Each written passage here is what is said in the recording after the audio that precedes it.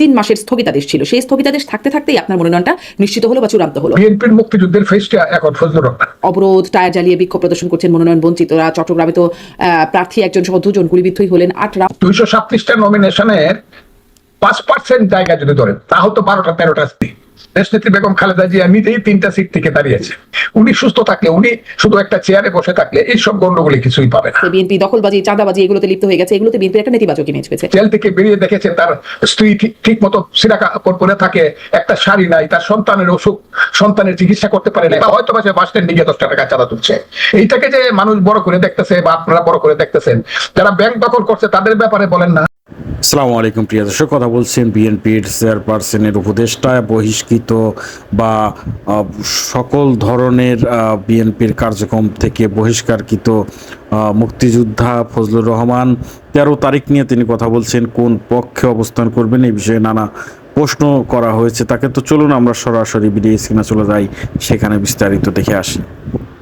3 মাসের স্থগিতাদেশ ছিল, সেই স্থগিতাদেশ থাকতে থাকতেই আপনার মনোনয়নটা নিশ্চিত হলো বা চূড়ান্ত হলো। বিএনপির মুক্তিযুদ্ধের ফেসটা এখন ফজলুর রহমান। অবরোধ, টায়ার জ্বালিয়ে বিক্ষোভ প্রদর্শন করছেন মনোনয়ন বঞ্চিতরা। চট্টগ্রামে তো প্রার্থী একজন সহ 2 জন গুলিবিদ্ধই হলেন। 8 রাউন্ড 237টা নমিনেশনের 5% জায়গা যদি ধরেন তাহলে তো 12টা 13টা সিট। দেশনেত্রী বেগম খালেদা জিয়া নিজেই 3টা সিট থেকে দাঁড়িয়েছে। উনি সুস্থ থাকলে, উনি শুধু একটা চেয়ারে বসে থাকলে এইসব গন্ডগোলে কিছুই পাবে না। বিএনপি দখলবাজি, চাঁদাবাজি এগুলোতে লিপ্ত হয়ে গেছে, এগুলোতে বিএনপির একটা নেতিবাচক ইমেজ পেয়েছে। জেল থেকে বেরিয়ে দেখেছে তার স্ত্রী ঠিক মতো সিরা কাপড় পরে থাকে, একটা শাড়ি নাই, তার সন্তানের অসুখ, সন্তানের চিকিৎসা করতে পারে না, বা হয়তো বা সে বাস স্ট্যান্ডে গিয়ে 10 টাকা চাঁদা তুলছে। এইটাকে যে মানুষ বড় করে দেখতেছে বা আপনারা বড় করে দেখতেছেন, যারা ব্যাংক দখল করছে তাদের ব্যাপারে বলেন না।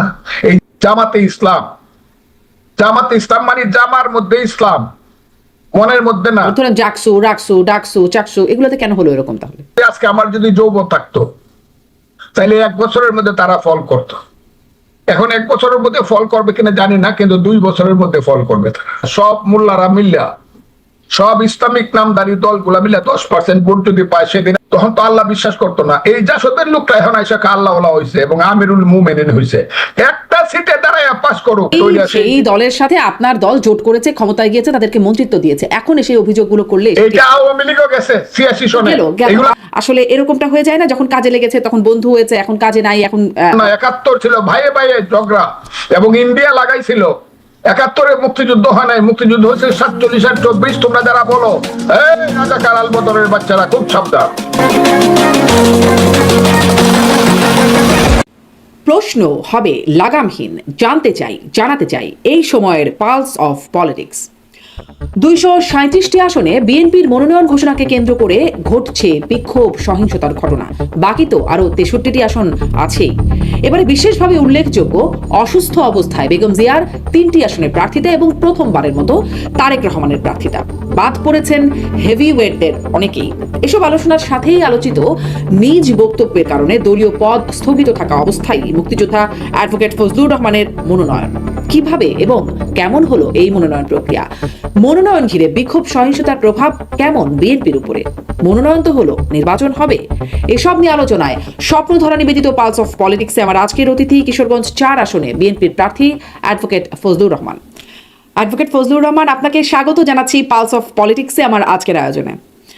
আপনার কাছ থেকে শুরুতেই আপনাকে অভিনন্দন। আপনি বিএনপির মনোনয়ন পেয়েছেন, ধানের শীষে আপনি নির্বাচন করছেন কিশোরগঞ্জ 4 আসন থেকে। আপনাকে অনেক অনেক অভিনন্দন। আপনাকে অভিনন্দন, ধন্যবাদ। জি, আমি শুরু করি যে মানে এর আগে আপনাকে আপনার বক্তব্যকে ঘিরে সক্রিয় রাজনৈতিক দল, বিভিন্ন সংগঠনের বেশ আপত্তি তুলেছিল অভ্যুত্থান প্রসঙ্গে আপনার বক্তব্যকে ঘিরে, এবং তারই প্রেক্ষিতে শাস্তিমূলক ব্যবস্থা হিসেবে বিএনপি সিদ্ধান্ত নিয়েছিল আপনার সব রকম পদ, প্রাথমিক পদ, চেয়ারপারসনের উপদেষ্টার পদ, সব পদ থেকে 3 মাসের স্থগিতাদেশ ছিল। সেই স্থগিতাদেশ থাকতে থাকতেই আপনার মনোনয়নটা নিশ্চিত হলো বা চূড়ান্ত হলো। আমি একটু আপনার কাছে আসলে জানতে চাই যে কিভাবে হলো এই মনোনয়নটা, প্রক্রিয়াটা কি, কিভাবে যোগাযোগ হলো বা কোন পর্যায় থেকে যোগাযোগ হলো এবং চূড়ান্ত হলো?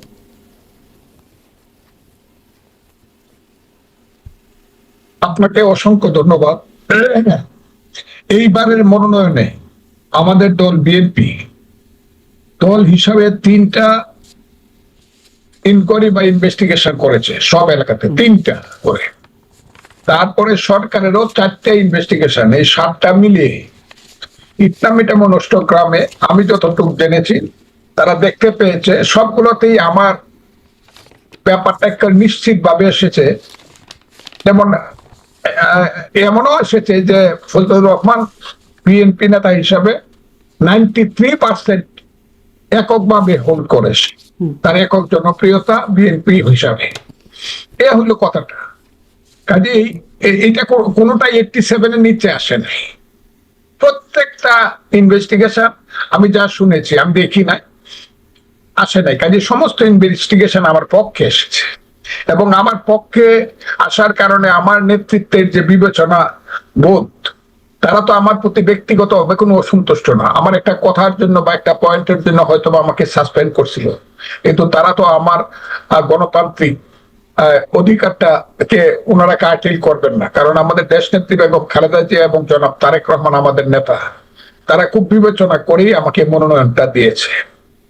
এবং বিএনপির যে ফেস, একটা দলের অনেকগুলো ফেস থাকে, যে কোনো কারণে সৌভাগ্যক্রমে বিএনপির মুক্তিযুদ্ধের ফেসটা এখন ফজলুর রহমান।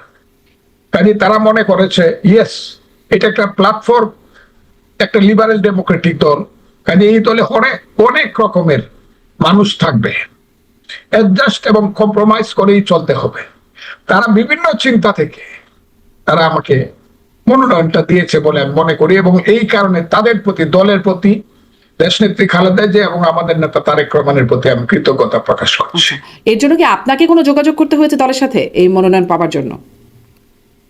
তারাই আমাকে ডেকেছে, আচ্ছা, তারা একা, এবং আমি খুব কনফার্ম ছিলাম যে রিয়েলি যদি তারা ইনভেস্টিগেশনের মাধ্যমে নমিনেশন দেয়। কারা ডাকলেন, আমি কে ডাকলেন, কাদের সাথে বসলেন? ডাকলেন বিএনপির চেয়ারপারসনের সঙ্গে দেখা করার জন্য ডাকলেন, মহাসচিব ডাকলেন এবং চেয়ারপারসন কথা বললেন। আচ্ছা, ওইখানে আমি গেলাম। বেগম জিয়া কথা বলেছেন আপনার সাথে? না না, ভারপ্রাপ্ত চেয়ারম্যান আচ্ছা আচ্ছা জনাব তারেক রহমান কথা বলছে, ওখানে তার ডাকেই গেলাম। আচ্ছা, কিরকম কথা বলেন, মানে কিরকম কথা হয়? সেই কথা কথা হয়েছে যেগুলো হয়ে গেছে রাজনৈতিক ভাবে, সাংগঠনিক ভাবে, জাতি এবং দলের ঐক্যবদ্ধ থাকার যে আজকের প্রয়োজনীয়তা, যাকে নমিনেশন দেয় তাকে সমর্থন করা এবং সঠিকভাবে পদক্ষেপের মাধ্যমে এই জাতিকে রক্ষা করা, এই ধরনের উনি সবসময়, আমি লক্ষ্য করেছি এইসব নীতিগত বক্তৃতাগুলো সাধারণত উনি ৫:৫০ থেকে ১ ঘন্টা ৫ মিনিটের মধ্যে শেষ করেন। সেই বক্তৃতাটা আমরা শুনেছি, অত্যন্ত কি বলবো, মেজার একটি বক্তৃতা জাতির জন্য, ওই বক্তৃতা। জি, সেটাই আপনাকে বলেছেন। আচ্ছা, কিন্তু দেখলাম বিভিন্ন আসনে, মানে মনোনয়ন চূড়ান্ত হবার পরে বিভিন্ন ২৩৭টিতে হয়েছে, ৬৩টা এখনো বাকি রয়ে গেছে। তারপরে বিভিন্ন জায়গায় অবরোধ, টায়ার জ্বালিয়ে বিক্ষোভ প্রদর্শন করছেন মনোনয়ন বঞ্চিতরা। চট্টগ্রামে তো প্রার্থী একজন সহ ২ জন গুলিবিদ্ধই হলেন, ৮ রাউন্ড গুলি ছোড়া হয়েছে। রাজশাহীতে পুকুরে বিষ দিয়ে মানে প্রতিপক্ষরা এসে বা একই দলের মানুষ ২ কোটি টাকার মাছ নষ্ট হয়েছে, এরকম অভিযোগ, এরকম টুকটাক বিভিন্ন জায়গা থেকে কিন্তু খবর আসছে। তারেক রহমান কদিন আগে, মনোনয়ন দেবার আগে আবেগঘনভাবে বলেছিলেন, মাকে সামনে রেখে, মার স্যাক্রিফাইসটাকে দেখিয়ে যে আপনারা ঐক্যবদ্ধ থাকবেন, তার সেই নির্দেশনাটা কি কাজে আসছে? হ্যাঁ, কাজে আসছে। কয়টা জায়গা থেকে আপনি বলেন তো দেখি? ২৩৭টা নমিনেশন দিছে। ২৩৭টা নমিনেশনের ৫% জায়গা যদি ধরেন, তাহলে তো ১২টা ১৩টা পার্লামেন্ট সিট। কয়টা জায়গা? ৫% জায়গা তো কিন্তু গন্ডগোল হয় না নমিনেশনের মধ্যে। কারণ যেহেতু এটা নমিনেশনের ব্যাপার, এমপি হওয়ার ব্যাপার, এইখানে এক একটা জায়গাতে ৪ জন ৫ জন ৬ জন করে ক্যান্ডিডেট আছে। যে একজন পাবে, অন্যরা পাবে না, তারা এগ্রিড হইলে পরে প্রাথমিকভাবে কিছু ধরনের স্লোগান, কিছু ধরনের প্রতিবাদ হতেই পারে, এবং সেটা খুব সামান্য হয়েছে, মাইনর, খুব মাইনর হয়েছে। এবং আমি আপনাকে বলতে পারি যে গুলিবিদ্ধ হয়ে গেলেন, এটাও কি মাইনর? ২ জন ব্যক্তি গুলিবিদ্ধ হয়ে এখনো হাসপাতালে আছে। কেন গুলিবিদ্ধ হয়েছে এটা এখনো পরিষ্কার না, যে নিজেদের দলের কোনো গন্ডগোল হয়েছে। অনেকেই মনে করছে প্রতিপক্ষ যারা আছে নিজেদের মধ্যে না, প্রতিদ্বন্দ্বী দল যারা আছে তাদের মধ্যে থেকে চক্রান্তমূলক ভাবে কেউ এই কাজটা করছে। এটা হলো সবাই মনে, এখন তো ইট ইজ নট ক্লিয়ার কে গুলি করছে। আচ্ছা আচ্ছা, কিন্তু খবর যেটি আসছে যে বিএনপির অপরপক্ষের কাছ থেকে, যাই হোক, এটি আমি আপনাকে ডিভিশন ধরে বলতে পারি, আচ্ছা, ২-১টা ডিভিশনে ১-২টা এলাকাতে হয়েছে, কোথাও কোনো টু শব্দ হয়। আচ্ছা, আমি আমার জেলা বলতে পারি ৪টা নমিনেশন হয়েছে, ৬টার মধ্যে ৪ মিনিটের জন্য কোনো স্লোগান হয় না বিরুদ্ধে, সব মেনে নিচ্ছে। বাকি যে আসনগুলো মেনে আছে, নিছে না। বাকি যে আসনগুলো আছে অ্যাডভোকেট ফজলুর রহমান, যে 63টি আসন আছে, সেখানে মির্জা ফখরুল ইসলাম আলমগীর বলছিলেন মনোনয়ন ঘোষণার আগে যে শরিকদের বা আন্দোলনে যারা জোটসঙ্গী ছিল তাদের মনোনয়ন দেখে পরে এটি চূড়ান্ত করা হবে, মানে শরিকদের জন্য খালি রাখার একটা আয়োজন এর মধ্যে আছে। শরিকদের কাউকে মনোনয়ন বা এই আসনগুলোতে দেয়া হলে বিএনপির কর্মীদের মধ্যে আসলে কেমন প্রতিক্রিয়া হবে বলে মনে করছেন, বা কেমন হবে, তারা কি আসলে সেই শরিকদের জন্য কাজ করবেন বা প্রার্থীদের পক্ষে কাজ করবেন, এটি একটা প্রশ্ন। কারণ ধরেন কয়েকটা উদাহরণ, যেসব জায়গায় আগে থেকে গ্রিন সিগন্যাল আছে, যেমন নুরুল হক নূরকে তার আসনে গ্রিন সিগন্যাল, ঝিনাইদহে রাশেদকে গ্রিন সিগন্যাল, জুনায়েদ সাকি, আমদালিব রহমান, যারা গ্রিন সিগন্যাল পাচ্ছেন, এর মধ্যে দেখলাম জুনায়েদ সাকির আসনে তাকে বিএনপির কর্মীরা ঝাড়ু মিছিল করেছে তার বিরুদ্ধে, তাকে নাস্তিক আখ্যায়িত করে। তারপরে দেখলাম নুরুল হক নূর বেশ আগেই তার আসনে বিএনপি কর্মীরা তাকে রাস্তা অবরোধ করে রেখেছিল, সেনাবাহিনী পুলিশ অনেক কিছু হয়েছে, সেখানে গেছে, তারপর তাকে যেতে সহায়তা করেছে। আমদালিব রহমান পার্থের কর্মীর উপরে বিএনপির কর্মীদের আক্রমণের ঘটনা তিনি বলেছেন, নিজেই বলেছেন, মানে এরকম ঘটনা তো দেখছি। তাহলে যখন মনোনয়নটা দেওয়া হবে বা যদি দেওয়া হয়, তাহলে কর্মীরা কি তাদের পক্ষে কাজ করবেন? বাস্তবতাটা কি এরকম? আমি আপনাকে একটা কথা বলি, এটা তো কোনো স্ট্যাচু না, দলটা তো কোনো ভাস্কর্য না যেটা নড়াচড়া করবে না, শুধু দাঁড়ায় থাকবে সুন্দর হইয়া। প্রতিক্রিয়া তো হবেই, এবং অন্য দলের নেতাদেরকে নমিনেশন দিলে কিছু প্রতিক্রিয়া হবে না সেটা আমি মনে করি না। নির্বাচন কমিশন ব্যাপারটাকে আরো কঠিন করে তুলেছে। কি কঠিন করেছে? নির্বাচন কমিশন আইন করেছে, আরপিউতে করেছে যে অন্য দলের যদি কেউ দাঁড়ায় নিজের মার্কা নিয়ে দাঁড়াতে হবে, জোটের কেউ দাঁড়ালে যার যার মার্কা। এটা যদি ধানের শীষ মার্কা নিয়ে দাঁড়াতে পারতো তাহলে এতটা প্রতিবাদ হইলেও কোনো লাভ হতো না। কিন্তু যার যার মার্কা নিয়ে দাঁড়ালে কিছু প্রতিবাদ তো হতে পারেই, এটা তো আমি অস্বীকার করবো না, কারণ এটা তো আমরা তো কোনো ভাস্কর্য না, দলটা তো যে স্ট্যাচুর মতো দাঁড়ায় তা তো না। দলের কর্মীদের অ্যাকশন রিঅ্যাকশন হবে, এবং নেতৃত্বের যে ইনফ্লুয়েন্স আছে, সবচেয়ে বড় কথা আমাদের দলের যে মূল নেত্রী যিনি দেশনেত্রী বেগম খালেদা জিয়া নিজেই 3টা সিট থেকে দাঁড়িয়েছে। উনি আল্লাহর রহমতে এখন পর্যন্ত আমার মনে হয় 3টা সিট থেকে দাঁড়িয়েছেন, মানে উনি ইলেকশন করার মতো একটা পজিশনে আসছেন শারীরিকভাবে। উনি সুস্থ থাকলে, উনি শুধু একটা চেয়ারে বসে থাকলে এইসব গন্ডগোলে কিছুই পাবে না। মানুষ যদি দেখে দেশনেত্রী বেগম খালেদা জিয়া সুস্থ, তাহলে দলের মধ্যে এই সবাই কোনো কিছু হবে না, সব মেনে নিবে। তার মানে এটা আমি মনে করি, মানে যাকে নমিনেশন দেওয়া হবে তিনি দলের বাইরে শরিক দলের হলেও আসলে তাদেরকে মেনে নেবে, কর্মীরা তাদের পক্ষে কাজ করবে। তাই হবে। আচ্ছা, আপনি সেটি মনে করছেন। আপনি বলছিলেন দলীয় চেয়ারপারসন বেগম খালেদা জিয়া তিনি 3টি আসনে নির্বাচিত। তারেক রহমান সাহেবের সেই ইনফ্লুয়েন্স আছে দলের উপরে, সে তার সেই হাত আছে, সেই যোগ্যতা সম্পন্ন নেতৃত্ব ওনার আছে। আচ্ছা, কিন্তু তারপরেও ঘটনা কিছু যেগুলো ঘটে যাচ্ছে, যেগুলো তা তো ঘটতেই পারে, তা তো ঘটতেই পারে। ভাইয়ে ভাই যখন সম্পত্তি ভাগ হয়, পিতা না থাকলে পরে আপন ভাই, দেখা যায় গন্ডগোল হচ্ছে, কিন্তু তারপরে আবার ভাই ভাই আবার একসাথে হয়। সব জায়গায় তাই হবে। বড় দল এটা, এই দলের নমিনেশন পাইলেই পাশের সম্ভাবনা উজ্জ্বল, কাজে কে চায় না এমপি হতে, এই হলো ব্যাপারটা। জি, কিন্তু এই যে এতদিন ধরে বিএনপির বিরুদ্ধে যে এই বিষয়গুলো এসেছে, যার সত্যতাও আছে, বিএনপি দখলবাজি, চাঁদাবাজি এগুলোতে লিপ্ত হয়ে গেছে, এগুলোতে বিএনপির একটা নেতিবাচক ইমেজ হয়েছে। এখন এটি যখন আবার আসছে যে এই সংঘর্ষগুলোকে কেন্দ্র করে, এখন তো কেবল শুরু, সামনে হয়তো আরো হবে এই আশঙ্কা করা হচ্ছে, তাতে নির্বাচনে কি বিএনপি ক্ষতিগ্রস্ত হবে কিনা এই বিষয়গুলোর প্রভাবে? আমি আপনাকে বলছি যে যে কোনো মহামানব হইলে পরেও তার বিরুদ্ধেও কিছু লোক থাকে। আমাদের যে ইসলামের নবী, দিনের নবী হযরত মুহাম্মদ সাল্লাল্লাহু আলাইহি সাল্লামের বিরুদ্ধে তার জীবিতকালীন সময়েই অনেক লোক ছিল যাদেরকে উনি চিহ্নিত করছেন মুনাফিক হিসাবে। তারাও মুসলমানই ছিল, কিন্তু মুনাফিক মুসলমান। পৃথিবীতে কোন নেতৃত্বের বিরুদ্ধে কেউ থাকবে না, এটা যদি মনে করেন রাজনীতি তো হলো মানে এটা কন্ট্রাডিকশনের ব্যাপার। কন্ট্রাডিকশন না হলে রাজনীতি আগাবে কি? প্লাস মাইনাস না হইলে তো রাজনীতি আগাবে কি করে? দুইটা বিদ্যুতের তার যদি প্লাস এবং মাইনাস না হয়, তাহলে এখান থেকে তো আলো হবে না, চলবে না। কাজে এটা হইতে পারে কিছু ধরনের স্লোগান, পাল্টা স্লোগান হবে, তারপরে আপনারা সার্বিকভাবে ক্ষতিগ্রস্ত হবে না বলে মনে করছেন? মানে আপনি একটা কথা বললেন না যে বিএনপি এখন প্রতীক পেলেই বা নমিনেশন পেলেই জয়ের সম্ভাবনা উজ্জ্বল।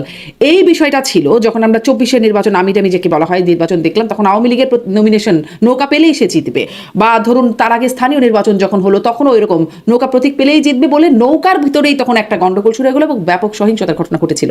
মানে সেরকম কিছুর আশঙ্কা দেখেন কিনা? না, দেখি নাই। কারণ বিএনপির কর্মীরা গত 15 বছর বা 20 বছর যাবত এমন বঞ্চিত ছিল জেল জুলুম অত্যাচারে, তাদের মধ্যে বিক্ষোভ থাকবে, এটা যেমন সত্য, আবার প্রয়োজনে দলের পক্ষে একদম হার্ট টু হার্ট একত্র হবে, এটাই সত্য। এখন পর্যন্ত তো ক্ষমতার মজাটা পায় নাই। আর আপনি যে বলছেন যে লুটপাট চাঁদাবাজি, এইগুলা খুব সামান্য ব্যাপার। আমি সবসময় বলি, বিএনপির একটা কর্মী যখন 3 বছর জেল খেটে জেল থেকে বেরিয়ে দেখেছে তার স্ত্রী ঠিক মতো সিরা কাপড় পরে থাকে, একটা শাড়ি নাই, তার সন্তানের অসুখ, সন্তানের চিকিৎসা করতে পারে নাই, হয়তো বা সে 10,000 টাকা কারো কাছ থেকে নিচ্ছে, আমি কথাটা বলি, বা হয়তো বা সে বাস স্ট্যান্ডে গিয়ে 10 টাকা চাঁদা তুলছে। এইটাকে যে মানুষ বড় করে দেখতেছে বা আপনারা বড় করে দেখতেছেন, যারা ব্যাংক দখল করছে তাদের ব্যাপারে বলেন না। এই যে সুফি সাদে লোকজন, হ্যাঁ, শুধু জামা পরে, মাথায় টুপি, মুখে দাড়ি, গায়ে সাদা পোশাক, জামাতে ইসলাম। জামাতে ইসলাম মানে জামার মধ্যে ইসলাম, মনের মধ্যে না। এরা যে ব্যাংক ট্যাঙ্ক লুট করে ফেলতেছে, প্রতিষ্ঠান লুট করে ফেলতেছে। শুধু রাজশাহীতে একটা 13,000 কোটি টাকার প্রতিষ্ঠান দখল করছে, সমস্ত বিএনপি লুট করে। তো বাংলাদেশে 1300 কোটি টাকা লুট করে বলে আমার জানা নাই। কোথাও থেকে কেউ 10 কোটি টাকা চাঁদা নিয়ে গেছে এরকম জানা নাই। ওই একটা বাস স্ট্যান্ডে গিয়ে টাকা হইতে পারে। এবং এরা আস্তে আস্তে এদেরকে বহিষ্কারও করা হয়েছে। তারেক রহমান যার সম্পর্কে শুনছে তাকেই বহিষ্কার করেছে। এবং আমার ধারণা আলটিমেটলি এটা ঠিক হয়ে যাবে। এটা এতে ওই যে ভোটের উপরে প্রভাব পড়বে। যদি প্রভাব পড়ে দেন না ভোটটা, তাহলে জামাত আসে না কেন? ভোটটা চাইলেই কেন বলে পিআর লাগবে, ডিআর লাগবে, সিআর লাগবে, সিএস লাগবে। মুসলমান হিসাবে আমরা একটা বিয়া করছি, আরো 3টা বিয়া করার না দিলে আমরা ইলেকশনে যাব না, এগুলা করে কেন? ইলেকশনে আসুক না। বিএনপির জনপ্রিয়তা নাই, তা অন্যরা ইলেকশনে আসতে চায় না কেন? জি, আপনি মনে করছেন জি জি হ্যাঁ, এরা ইলেকশন আসে না। এরা জানে যে ইলেকশন হলে বিএনপি মিনিমাম 2/3 সিট পাবে, মিনিমাম, আরো বেশি পাবে একাই। জি, মানে ধারণাটা তো সেরকমই ছিল আগেও, বিভিন্ন জরিপ বা মানুষের ছিল না, এখনো আছে। আপনি ভোট হলে দেখবেন। কিন্তু এই যে বিশ্ববিদ্যালয়ে যে কেন্দ্রীয় সংসদ নির্বাচনগুলো হলো, তাতে কিছুটা এই জায়গায় একটা প্রশ্নবোধক তৈরি হয়েছে কিনা, মানে মানুষ যেখানে নিশ্চিত ছিল এটাই হবে, কিন্তু সেখানে একটা প্রশ্নবোধক যে আসলে কি হবে, এরকম এটা তৈরি হচ্ছে কিনা। কারণ কোন মানুষের মধ্যে মানে বিশ্ববিদ্যালয়ের কোন নির্বাচনে বিএনপি ভালো করতে পারে না। ঢাকা বিশ্ববিদ্যালয়ের ইলেকশনটা হয়েছিল সময় 2-4-5-7 দিন, একটা স্পুলিং এর মতো স্পার্ক করছে। আরে বাবা, ইসলামী ছাত্র শিবির ঢাকা বিশ্ববিদ্যালয় জিতে ফেলছে। এখন কিন্তু সবাই জানে তারা 2 নম্বরই করে দিচ্ছে। নীল ক্ষেত থেকে ব্যালট বাক্স ছাপাই দিচ্ছে, ব্যালট পেপার ছাপাই দিচ্ছে, এটা সবাই জানে। আর প্রশাসন, ভাইস চ্যান্সেলর থেকে ধরিয়া এই যত প্রক্টর থেকে ধরে সব প্রশাসন হলো তাদের পক্ষে। তো এই একই বিষয় আপনি বলছেন, মানে এই অভিযোগটা কি জাকসু, রাকসু, চাকসু সবগুলোর ক্ষেত্রেই? সব ব্যাপারে এই জায়গাগুলো তারা খুব কৌশল করে, কৌশলও বলবো না, এটাকে বলবো আমি অপকৌশল এবং কূটকৌশল করে দখল করছে। যখন ছাত্রলীগরা এই ইউনিভার্সিটি গুলা দখল করেছিল, সব গিয়া টাকা পয়সা দিয়া হোক, হাতে পায়ে ধরিয়া হোক, এপিজিং করে হোক, ছাত্রলীগটাকে তারা প্রথম ওখানে ছাত্রলীগটাকে ছায়া হিসাবে, ছাতা হিসাবে রাখিয়া এর নিচে তারা বড় হয়েছে গত 15 বছর। তো এই একই ঘটনা, এই একই আপনি যেটাকে কূটকৌশল বলছেন, কোটানকোট, সেই কূটকৌশলটা জাতীয় নির্বাচনে হবে না। যেখানে ছাত্রলীগকে ছায়া হিসেবে রেখেছে, এখানে আওয়ামী লীগকে ছায়া হিসেবে রাখবে না, তার নিশ্চয়তা কি? আওয়ামী লীগকে ছায়া হিসাবে রাখলেও যতই রাখুক আওয়ামী লীগের ভোট, আমি আওয়ামী লীগ করছি 36 বছর, ছাত্রলীগ আওয়ামী লীগ মিলে। আমি আওয়ামী লীগের এমপি ছিলাম, সেন্ট্রাল এক্সিকিউটিভ মেম্বার ছিলাম, ছাত্রলীগের প্রেসিডেন্ট সেক্রেটারি ছিলাম কেন্দ্রের। আওয়ামী লীগের ভোট, ওই যে যারা রাজাকারের ছেলে টেলে যারা আছে, এরা ভোট দিব জামাতকে। আর আওয়ামী লীগ যেহেতু মুক্তিযুদ্ধের পক্ষের দল, সমস্ত দোষ ত্রুটি থাকা সত্ত্বেও উভয়ের আওয়ামী লীগের ভোটটা হয় সেন্টারে আসবে না। 1 নম্বর কারণ, যদি আওয়ামী লীগ ইলেকশন করতে না পারে তাহলে তাদের নেতৃত্ব সিদ্ধান্ত দিয়ে দিবে কেউ সেন্টারে যাবে না। বয়কটের নির্দেশিত মধ্যে দিয়েছে, ঠিক আছে, হ্যাঁ দিয়ে দিছে। কাজে আসবে না। কাজে এই ভোটটা আশা করাটা খুব বাতুলতা। আর তা না হলে যদি কেউ আসে, তারা ভোট দেবে দানের শেষে, তারই পাল্লা বা জামাতকে ভোট তারা দিবে না। তো ছাত্র সংসদে হলো, ছাত্র সংসদে কেন হলো? কোনটা ছাত্র সংসদ? ধরেন জাকসু, রাকসু, ডাকসু, চাকসু, এগুলোতে কেন হলো এরকম? তাহলে মানে জি, আপনি ভোটটা হিসাব করেন। ভোটটা যে ভোটে ইসলামী ছাত্র শিবির পাস করছে, শুধু ঢাকা ইউনিভার্সিটি একটা পদে, তাও মেজরিটি হয় নাই। তারা অ্যাবসলিউট মেজরিটি হয় নাই ভোটে। কোন হলে বিপিডিএস তাদের না। ঢাকা ইউনিভার্সিটিতে 15-16টা হল আছে, 17টা হল, কোন হলে বিপিডিএস কিন্তু ছাত্র শিবিরের না। আপনি কথাটা আমি বুঝাইতে পারছি আপনাকে? তাদের যদি ইনফ্রাস্ট্রাকচারের সমর্থন থাকতো সমস্ত হলগুলোতে জিততো তারা। এত ভোট পাইছে বিপিডিএস ডাকছো, হলে তারা একটা হলেও তারা বিপিডিএস জিতলো না কেন? জি, এই তো এর কারণ হলো ইনফ্রাস্ট্রাকচারে তারা ওই কূটকৌশলটা করতে পারে নাই। কূটকৌশলটা করছে সুপার স্ট্রাকচারে, যে আমাদের ডাকসু পাস করতে হবে। জি, ভিপি আমি আসলে আপনাকে কোন বুঝে কোন দেব। পদে জিতেছে? 2 নম্বর হলো হ্যাঁ। ডাকসুতে জয়লাভ করলে পার্লামেন্ট ইলেকশনে জয়লাভ করবে, তাহলে তো ছাত্র ইউনিয়ন যখন 72 সনে জয়লাভ করছিল, কমিউনিস্ট পার্টি মুজাহিদুল ইসলাম সেলিম ছাত্র ইউনিয়নের মাহবুব জামানরা যখন পাস করছিল সব ইউনিভার্সিটি, তখন তো তাহলে নেপা কমিউনিস্ট পার্টি 73 সনে সব পাস করতো। নেপা কমিউনিস্ট পার্টি মাত্র একটা সিট পাস করছে জি তখন। জি, এটি একটা এবং জাসদে এটি একটা শক্ত বক্তব্য, এটি একটা শক্ত বক্তব্য। এই বিশ্লেষণটা আছে যে ছাত্র সংসদে জিতেছে মানে জাতীয় নির্বাচন হবে না, কিন্তু আসে যখন সবগুলো ছাত্র সংসদ নির্বাচনে এই ফল হয়, একদম ভূমিধস বিজয় হয়, তখন একটা তো প্রশ্ন জাগে যে এটা কি কোনো বার্তা কিনা। এটাকে আপনারা আসলে কিভাবে নিলেন জাতীয় নির্বাচনের জন্য? আপনারা এটা আমি একটা কথা বলছি, আমি যদি আজকে আমার যদি যৌবন থাকতো তাহলে 1 বছরের মধ্যে তারা ফল করত। এখন 1 বছরের মধ্যে ফল করবে কিনা জানি না, কিন্তু 2 বছরের মধ্যে ফল করবে তারা। কারণ আপনি ফানুসের উপরে, বেলুনের উপরে নির্ভর করে আপনি আকাশে উঠতে পারবেন না। যে বেলুনে ধরে আকাশে উঠতেছে, বেলুনরে কুকুরে, বেলুন নিজে নিজে আকাশে উড়ে, কিন্তু তাকে ধরে কেউ আকাশে উঠতে পারে না।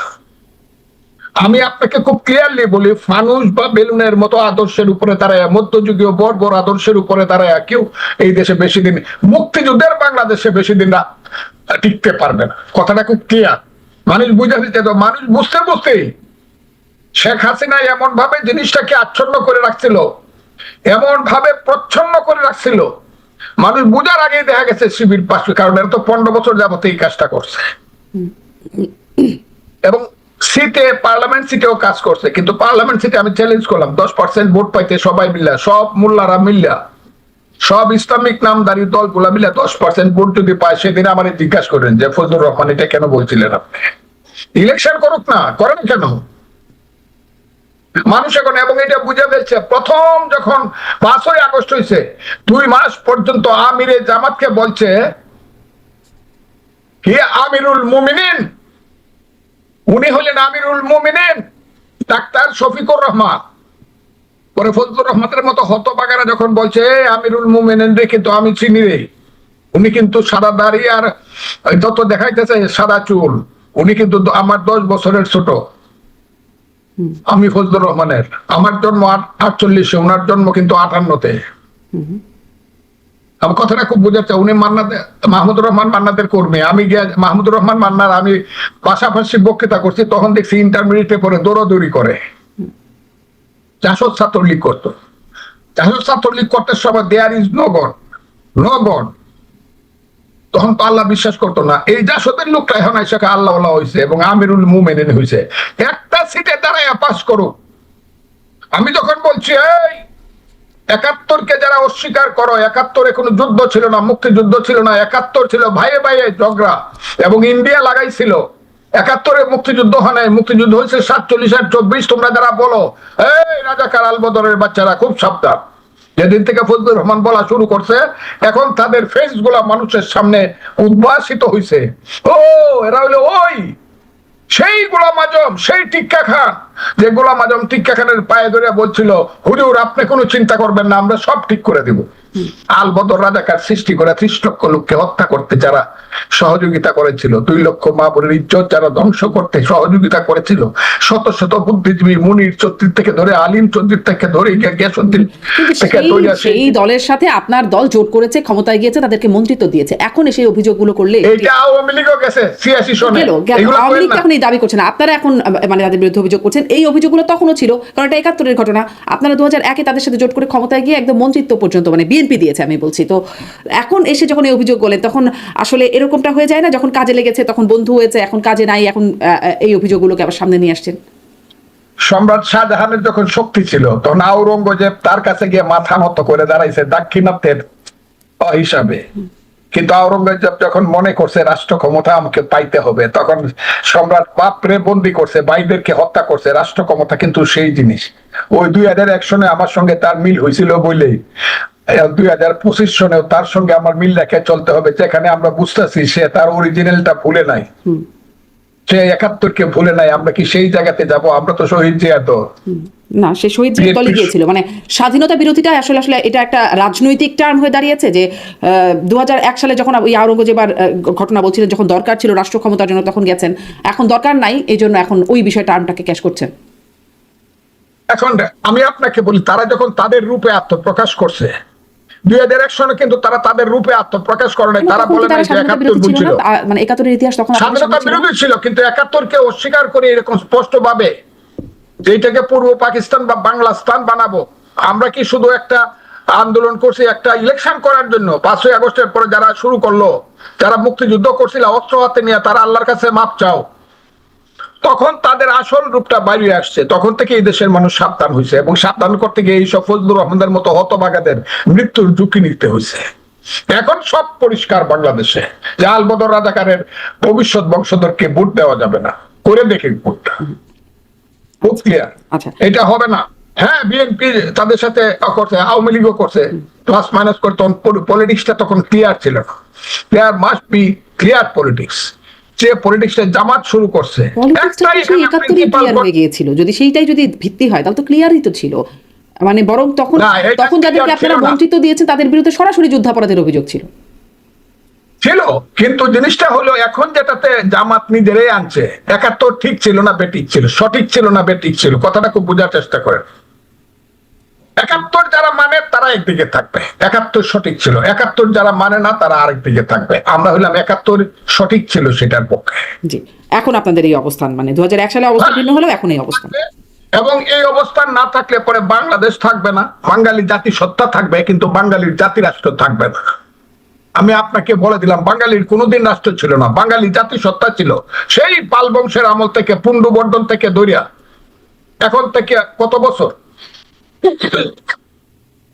সরি 7ম শতাব্দীর থেকে ধরিয়া আজকে 1800 বছর যাবত বাঙালির কোন রাষ্ট্র ব্যবস্থা ছিল, রাষ্ট্র ছিল না। যেমন ইসরায়েল রাষ্ট্র হয়েছে, ইহুদিদের কোন রাষ্ট্র ছিল না, মহাযুদ্ধের পরে রাষ্ট্র হয়েছে। ঠিক বাঙালির কোন রাষ্ট্র ছিল না, বাঙালি জাতি ছিল।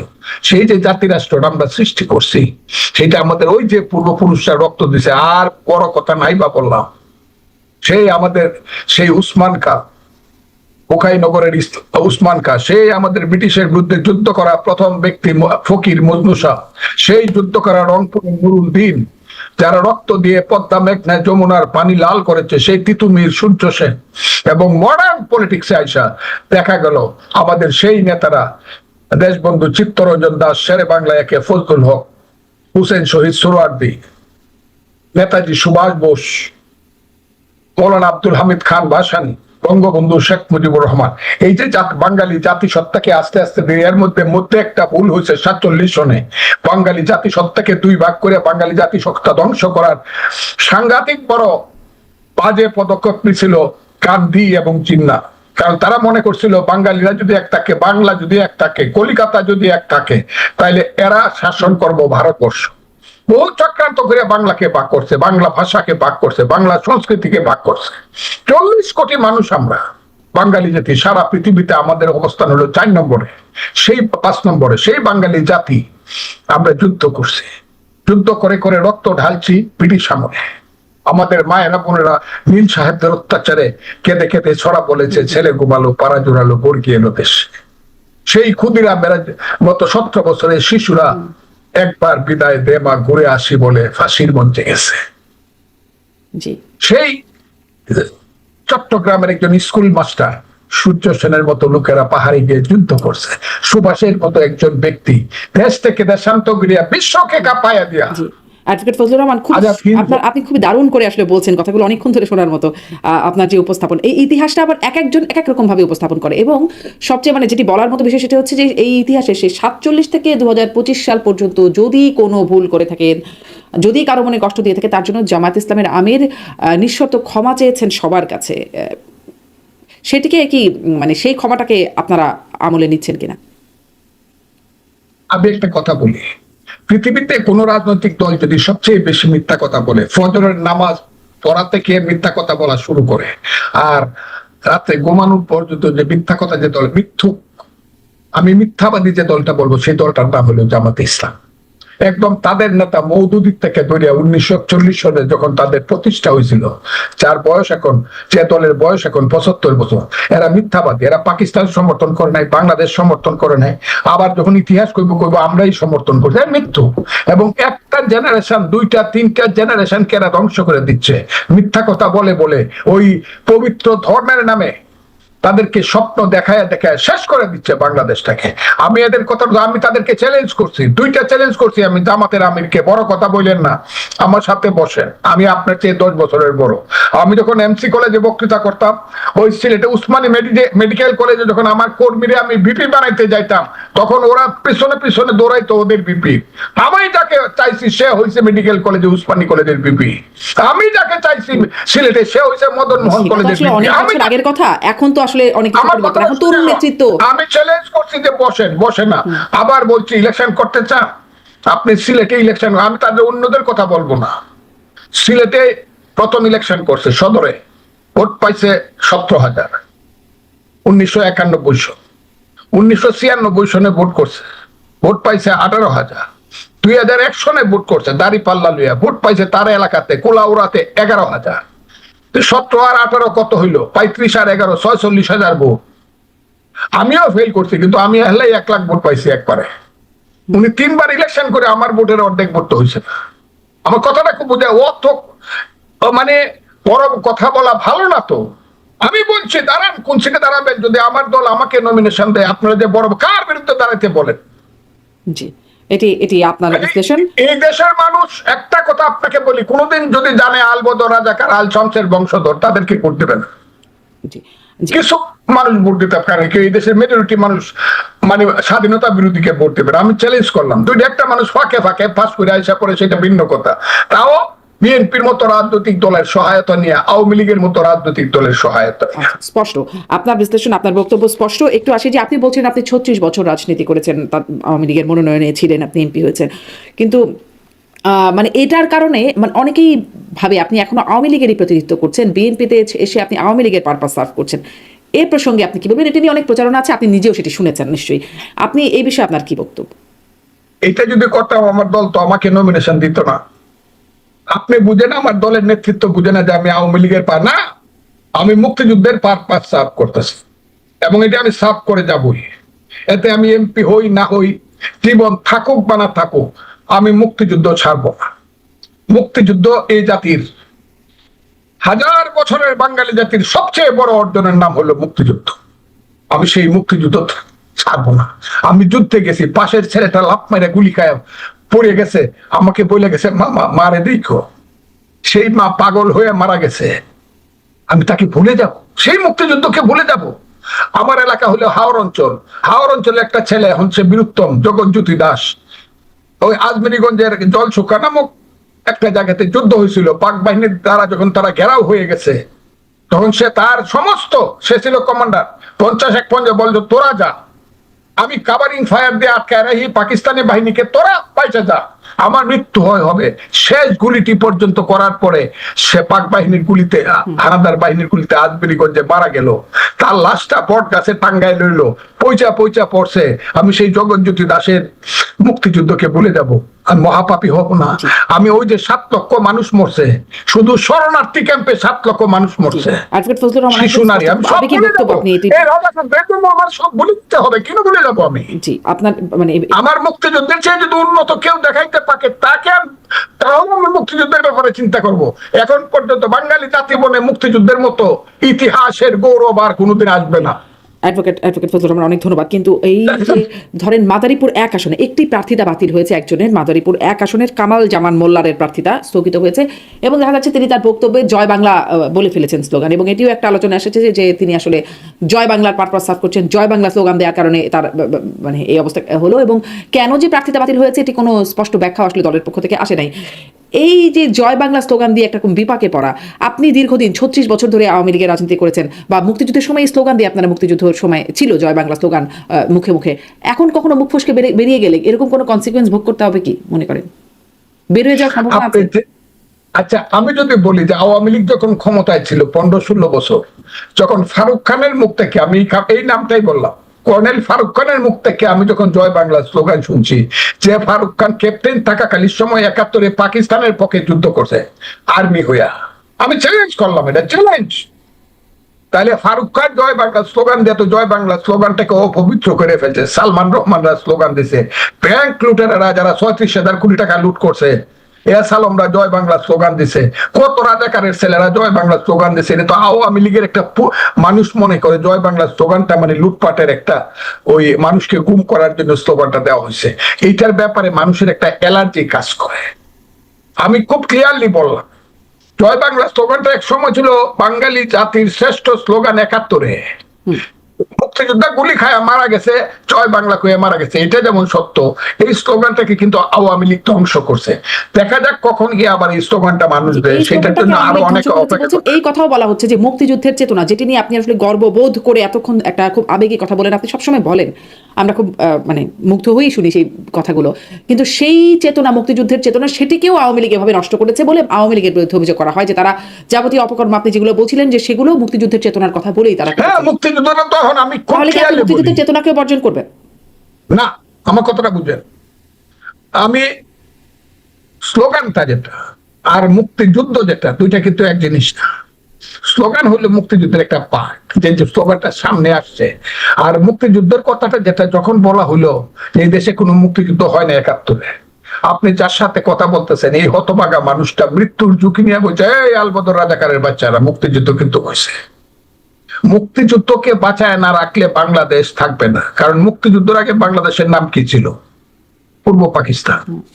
এটা পাকিস্তানের একটা অংশ ছিল। তাহলে যারা মুক্তিযুদ্ধ মানে না তারা পূর্ব পাকিস্তানে যাবে। পূর্ব পাকিস্তান তো নাই, তাইলে পাকিস্তানে যাবে লাহোরে।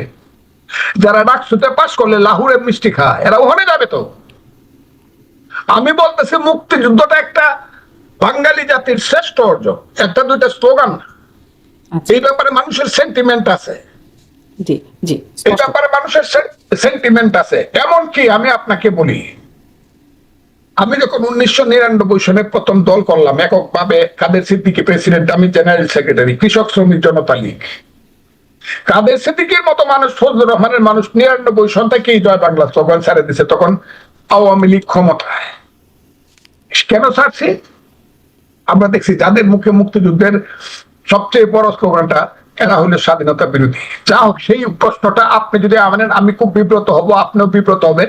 কিন্তু মুক্তিযুদ্ধ থাকবে, মুক্তিযুদ্ধের ইতিহাস থাকবে, এবং মুক্তিযুদ্ধের রক্তের আকরে লেখা 72-এর সংবিধান থাকবে। আমি কিন্তু বলছি আলিরিয়া, মুক্তিযুদ্ধটাকে 72-এর সঙ্গে ঢিল মেরে ফেলাই দিবা, বাপের বেটা জব্বর আলী তাহিস বাংলাদেশ। আমি কইছি, এই পরশুদিন কইছি, কালের কয় বাংলাদেশে থাকে পাঁচ না, কিন্তু আলিরিয়াস কোথায়? এই যে বাংলাদেশের সংবিধান ফেলাই দিব, কোথায় আলিরিয়াস? কাজে আজকেরটাই সব শেষ না। জি, আজকেরটা শেষ হইলে কারবালার ইতিহাস হইতো না, বিষাদ সিন্ধু লেখা হইতো না, ইয়াজিদ হুসেন হইতো না। আজকের জিনিসটা শেষ হইলে 1757 সনের 23 জুনের মির্জাফর আর সিরাজের ইতিহাস হইতো না। কাজে আজকেরটা শেষ না। আজকেরটা শেষ হইলে পরে 71 সনে মুক্তিযোদ্ধার আলবদর রাজাকারের ইতিহাস হইতো না। আজকে যারা যা করতেছে এটা কিন্তু 50 বছর পরে গিয়ে হবে। তোরা যে করছিলে 72-এর সঙ্গে ঢিল মেরে ফেলাই, তোরা দেখতেছি না? তোরা দেখতেছি না? 10 টাকা আসছিল না, ভাত খাইতে পারতেন না সূর্য সেন হলে 5ই আগস্ট করে 10,000 কোটি টাকার মালিক হয়েছিল, তোদেরকে দেখতেছি না? রিক্সা দিয়ে 20 টাকা ভাড়া দিয়ে যাইতে পারতেন না, 4 কোটি টাকা গাড়ি ছেড়ে পারতে যাস, তোদেরকে দেখতেছি না? তোরা কত দেশপ্রেমিক। এগুলো কিন্তু আসবে, আসবে না কেন? জি, আসবে বলেই হয়তো সেফ এক্সিটের কথাটাও আলোচনায় আসছে, যে সেফ এক্সিট কেউ পাবে আর কে পাবে না। যাই হোক, সেই প্রসঙ্গ থেকে না এসে আমি এই প্রসঙ্গ একটু বদলাই। তবে এই জন্যই প্রশ্নটা করছিলাম যে জয় বাংলা স্লোগান যাদের মুখে এসেছে সেখান থেকে একটা অ্যালার্জি তৈরি হয়েছে, তাদের মুখে ঠিক মুক্তিযুদ্ধের চেতনার কথা এসেছে। এই জন্যই বলছিলাম যে সেই চেতনাতেও কি একটা অ্যালার্জি তৈরি হয়ে গেল কিনা। যাই হোক, আপনি মোটামুটি স্পষ্ট করছিলেন আপনার অবস্থানটা। আমি একটু এটি আসতে চাই, কিশোরগঞ্জ থেকে যেহেতু আপনি নির্বাচন করবেন, এর আগেও আপনি কিশোরগঞ্জ থেকে নির্বাচন করেছেন, তখন সাবেক রাষ্ট্রপতি আব্দুল হামিদ সেই আসন থেকে নির্বাচন করেছেন। ওনার সঙ্গে আমার 3 বার ইলেকশন হয়েছে, আমি 2 বার পাস করছি, আবার ভোটটা একবার উনি পাস করছে। আচ্ছা, আমি 2 বার পাস করছি। একবার একবার পাশ করছে গামছা মার্কা নিয়ে। আরে সারা বাংলাদেশে নির্বাচনে 1996 সনের ভোটটা গণায়া হামিদ সাহেব যদি আমার চেয়ে 5,000 ভোট কম না থাকে, জীবনে কোনোদিন পলিটিক্স করবো না। আমার ভোটটা অষ্টগ্রামের হাওরে পানির মাঝে ফালায় দিয়া উনি 23 ঘন্টা পরে ইলেকশন এসে আমাকে আগে ঘোষণা করছে টেলিভিশনে যে আমি 5,200 ভোট বেশি পাইয়া পাশ করছে। এইগুলা কয়ে লাভ নেই, এগুলো বহুত আগের কথা। জি। এবং 2008 সনে যখন ইলেকশন Recording in progress. 2008 সনে যখন ইলেকশন হয়, সন্ধ্যা পর্যন্ত আমি আগায় ছিলাম। এবং ঢাকা ডিভিশনে যে ইলেকশনটা হয়েছে 2008 সনে, ঢাকা ডিভিশনে আমার আর হামিদ সাহেবের ভোটটা এইরকম কাছাকাছি হয়েছে, কিন্তু সন্ধ্যার পরে দেখা গেল আমি সামান্য ভোটে ফেল করে গেছি। এইটাও সবাই জানে, ওটাতে আমি পাস করছিলাম। কাজে এটা কথা না, আমি ইলেকশন করছি, আমার রেজাল্ট গুলা দেখেন, আমার কপাল ভালো না। একবার করছি স্বতন্ত্র, একবার করছি গামছা লইয়া, একবার করছি ধানের শেষ লিয়া, যখন ধানের শেষে কেউ ভোট দেয় না, ধানের শেষের ভোট 29 এসে দাঁড়াইছে, সেই সময় আমি ধানের সিস্টেমে ভোট করছি। জি জি, আপনি নির্বাচনে ভোটের ইতিহাসের কথা বলছিলেন, কিন্তু আমি একটু এটাও জানতে চাই যে তিনি এখন কেমন আছেন, মানে তার অবস্থা কি?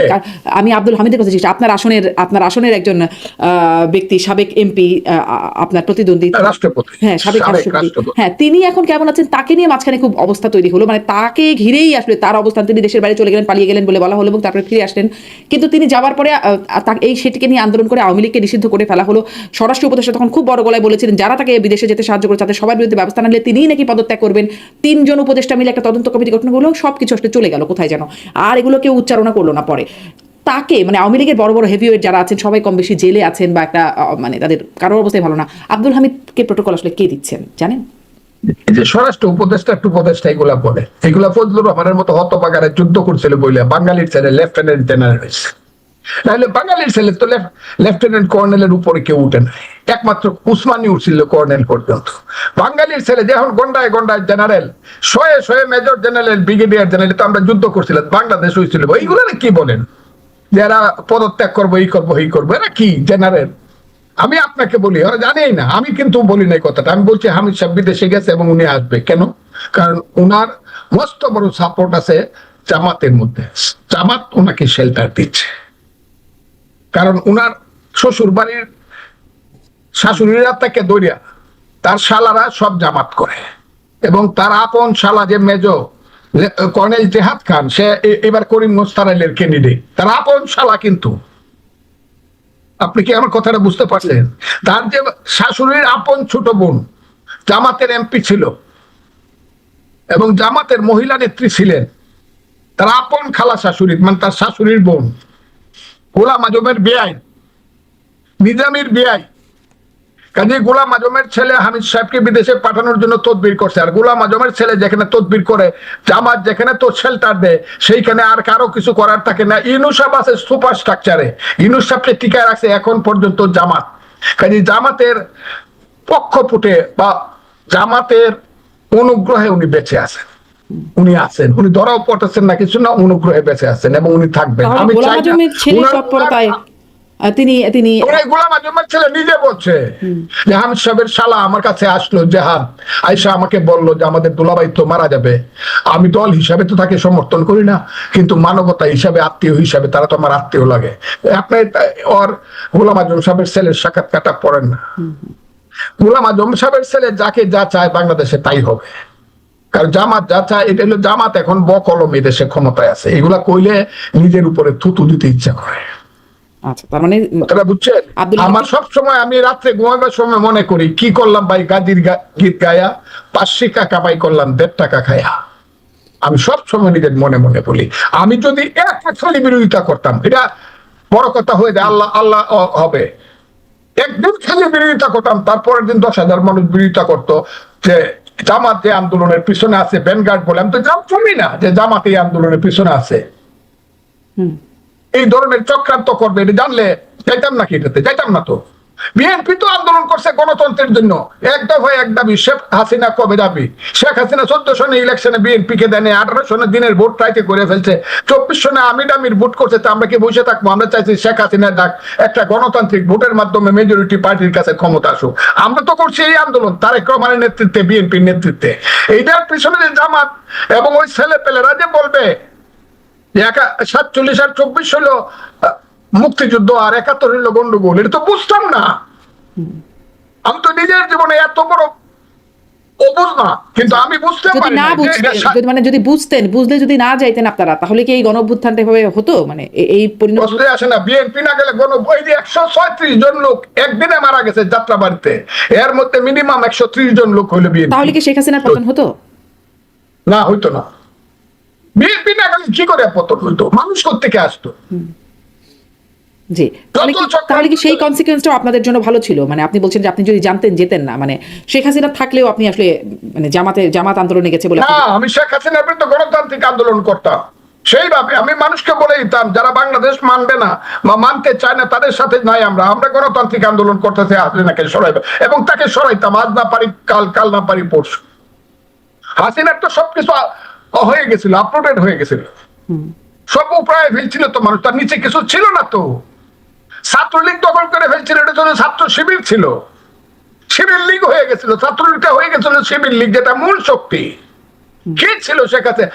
তার দলের বেশিরভাগ লোকজন ছিল হাইব্রিড, যারা জীবনে কোনো আওয়ামী লীগের বলে নাই, জয় বাংলার জ বলে নাই, শেখ মুজিবের ম বলে নাই, তারা হয়ে গেছিল সেই পার্টির মালিক। শুধু উপরে ছিল সুপারস্ট্রাকচারের শেখ হাসিনা সহ তার পরিবার, আর উবাদুল ওই যে কালিমাকা লোকজন, কয়েকজন মন্ত্রী, 50 জন মন্ত্রী ছিল। আমি বলছিলাম 3.5 জন মুক্তিযোদ্ধা আছে এই মন্ত্রিসভায়, 3.5 জন ছিল মুক্তিযোদ্ধা। আমি বলছিলাম আমার কথাটা কেউ নড়াইতে পারে নাই, ওই যে ফজলুর রহমানের কথাটা নড়াইলে বিপদ আছে, তাইলে এটা 3 জনে আইসা পড়। তাহলে সেখানে জামাত ছিল, এমন একটি গণ অভ্যুত্থান হয়েছে, সেখানে আপনারা ছিলেন, এই জন্য আপনারা অনুতপ্ত। জামাত ছিল এইভাবে, এটা আমাদের মাথায়, অন্তত আমার মাথায় ছিল না জি, যে এই দেশে জামাত সবকিছু দখল করে ফেলবে, অর্থনীতি, রাজনীতি, সংগঠন, সমাজ, স্বাস্থ্য, ইউনিভার্সিটি, এইটা কল্পনাও করি নাই। জি। এখন এটা যে আপনি চক্রান্ত যেটি বলছিলেন, করতে যেই পারছে অবস্থা, না। বর্তমান অবস্থা যেভাবে বিশ্লেষণ করছিলেন, জামাতই এখন আসলে ক্ষমতায় আছে বলে আপনার আমি মনে করি জামাত চায় না বলে ইলেকশন হয় না। যে জামাত চায় না বলে জামাত ইলেকশন চায় হয় না। না বলে এখন election আমরা হয় দেখলাম না। আপনাদের হাইকমান্ড একদম সর্বোচ্চ মহল তারেক রহমান, তিনি বলছেন যে জনমনের প্রশ্ন, মানে তিনিও এই প্রশ্নটার কথা বলছেন যে নির্বাচন হবে তো, মানে এই প্রশ্নটার কথা, এমন তো হবার কথা ছিল না, তিনি বলছেন। আসলে জামাত যখন ক্ষমতায়, আপনার যখন এই বিশ্লেষণ, নির্বাচন আসলে হবে আপনার মনে হয়? আপনারা তো মনোনয়ন পেয়েছেন, কাজ করছেন, কিন্তু নির্বাচন হবে? আমি আপনাকে একটা কথা বলি, আপনার তারেক রহমান সাহেব আছে 7,000 মাইল দূরে, 7,000 কিলোমিটার দূরে, 17 বছর দেশে নাই। গেছিলেন ওনার, তার বয়স ছিল 40, এখন তার বয়স 60 বা 59। আমার কথাটা বুঝেন। একটা লোককে বারবার আপনার অত দূর থেকে একটা মানুষ সবকিছু দেখবে, তাও তো দলটা সে এই 7,000 কিলোমিটার দূর থেকে চালাতেছে, যখন নেত্রী জেলে ছিল এবং এখন অসুস্থ আছে। এই সাবাসীটা তো আপনি তাকে দিবেন যে একটা লোক 7,000 কিলোমিটার দূর থেকে, দলটা ঐক্যবদ্ধ আছে, হাসিনা একটা দলের একটা লোককে লাগাই নিতে পারে নাই। 2 নম্বর হইলো, কিছু কিছু লোক নিয়েছেন, শাহজাহান ওমরের মতো আমার কথাটা শুনে চলে গেছেন। জি, কারেন্ট নিছে, শাহজাহান ওমর এটা তো পরে নিল ইলেকশনের সময়, ইলেকশনের সময়। 24-এর ইলেকশনে নিল, আমির ইলেকশনে। ঠিক আছে, আমি বলছি এর আগের কথাটা। আমি আরেকটা কথা বলি আপনাকে, কথাটা বিএনপি যখন চিন্তা করতেছে আমি রাষ্ট্র ক্ষমতায় যাব, বাংলাদেশের মতো একটা সোসাইটিতে, এটা তো আফগানিস্তান না, লেবানন না, এটা লিবিয়া না, বাংলাদেশের যে সোসাইটি, বাঙালি জাতিসত্তার যে সোসাইটি, এটার যে সংস্কৃতি, এটার যে ইতিহাস, এটার যে ঐতিহ্য, সেটা হলো অ্যাডজাস্টমেন্ট এন্ড কম্প্রোমাইজ। সবাই মিলেমিশে থাকি, হিন্দু, মুসলমান, বৌদ্ধ কি খ্রিস্টান, এটা সবার দেশ। আমার কাজে অ্যাডজাস্টমেন্ট কম্প্রোমাইজ তারেক রহমান সাহেব করে দেখতেছে দেশটাকে একটা উত্তরণের পথে নেওয়া যায় কিনা ইলেকশনের মাধ্যমে। আপনারা এই জিনিসটা লক্ষ্য করে, এটা তারেক রহমান সাহেব দেখতেছে যে এই দেশটাকে একটা ভোট হইলে পরে যেটা হইতে পারে, এইসব অনির্বাচিত লোকজন, এইসব রিয়াজ মার্কা আমেরিকার লোকজন, বিদেশি লোকজনকে বাদ দিয়া দেশের অন্তত মানুষের কাছে, রাজনীতিবিদদের হাতে রাষ্ট্র ক্ষমতাটা আসবে। তখন আপনি বিপদে পড়লে ওই লোকটাকে গিয়ে বলতে পারেন, ভাই আপনি তো আমাদের এমপি সাহেব, আপনি দেশে তো এত খারাপ কাজ হইতো, এখন তো কাউকে আপনি বলতে পারেন না। রাজনীতিবিদরা দেশ যত খারাপ চালাক, অরাজনীতিবিদদের চেয়ে, অনির্বাচিত লোকদের চেয়ে অনেক ভালো চলবে। এই চেষ্টাটা তারেক রহমান সাহেব করতেছে, এবং চেষ্টা করে ফেইলও করতে পারে, কারণ যেখানে সমস্ত চক্রান্ত, সর্বঙ্গে ব্যথা, ঔষধ দেব কোথা, হঠাৎ করে শোনা যায় সেন্ট মার্টিন দ্বীপ নিয়ে গেছে গা, হঠাৎ করে শোনা যায় করিডোর দেওয়া দিছে, হঠাৎ করে শোনা যায় চট্টগ্রাম বন্দর নাই, হঠাৎ করে শোনা যায় আরে বাবা রে রংপুর ডিভিশন হয়ে গেছে গা ইন্ডিয়া। আমার কথা, তারেক রহমানের চেষ্টাটার আপনি প্রশংসা করছেন, বলছেন ফেলও করতে পারে। ফেল করলে আপনারা কি করবেন? অ্যাডজাস্টমেন্ট কম্প্রোমাইজ করার একটা চেষ্টা করে সবাইকে নিয়ে, সবাই মানে নট আওয়ামী লীগ, সবাইকে নিয়ে একটা চলা যায় কিনা, এটা একটা through a process of election. ওই কারণে কিছু কম্প্রোমাইজ উনি করতেছে না তা না, অ্যাডজাস্টমেন্ট করতেছেন, করবার চেষ্টা করতেছে, কারণ বিএনপি একটা বড় দল, ধীরে চলে। জি জি একটু জিজ্ঞাসা করি, আপনার কি মনে হয়, এক লাইনে জানতে চাই, নির্বাচনটা ফেব্রুয়ারিতে হবে? ফেব্রুয়ারিতে আমি না করবো কেন, যেহেতু নির্বাচনের নমিনেশন বিএনপি দিছে, আমরা ইলেকশনের জন্য আমরা রেডি। আমি নির্বাচন হবে কি হবে না এইটা বলবো না, তবে আমি বলবো নির্বাচনটা ফেব্রুয়ারিতে হওয়া উচিত। আমি বলবো এইটা হওয়া উচিত, নাহলে দেশ বাঁচবে না। আমি আপনাকে বলে দিলাম দেশ বাঁচবে না ফেব্রুয়ারিতে ইলেকশন না হলে। যদি আবার ষড়যন্ত্র হয় তাহলে ওই আবার কইতে হবে ছেলে ঘুমালো পাড়া জোড়ালো বর্গি এলো দেশে, কথাটা বলে দিলাম, কিন্তু মনে রাখে। জি, খুবই। আজকে সারাদিন খালি ইউটিউবে খবর দেখতেছি, আরেকটা দেশ আমার দেশের একটা ডিভিশন লয়ে গেছে, ইউটিউবে খবর দেখি। আমি এটা সত্য বলে মনে করি না, এটা সত্য হওয়া উচিত না। সত্য হলে আত্মহত্যা করতে হবে অথবা প্রতিরোধ করতে হবে। ছেলে ঘুমালো পাড়া জোড়ালো বর্গি এলো দেশে, নির্বাচন না হলে পরিস্থিতি এমন হবে। খুবই একটা তাৎপর্যপূর্ণ এমন জায়গাতে যাবে। আপনি বলেছেন।